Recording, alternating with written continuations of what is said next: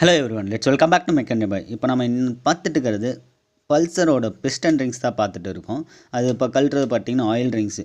ஏன் வந்து வண்டியில் அதிகமாக புகை தள்ளுது அப்படின்னா, எக்ஸாஸ்ட் வந்து ஒயிட் ஸ்மோக் வந்து அதிகமாக வருது. அது ரீசன் இப்போ தான் சொல்ல போகிறேன் பாருங்கள். இது பார்த்திங்கன்னா ஆயில் ரிங்ஸு. இப்போது ரிமூவ் பண்ணிவிட்டு இன்னொரு ரிங்ஸ் இருக்குங்க, அதையும் ரிமூவ் பண்ணிட்டு நம்ம வந்து இந்த ஹோல்ஸ் இருக்குது பார்த்திங்களா, இந்த ஹோல்ஸில் தான் வந்து நமக்கு வந்து ஆயில் வந்து கீழே சர்க்குலேட் ஆகிட்டு இருக்கும்.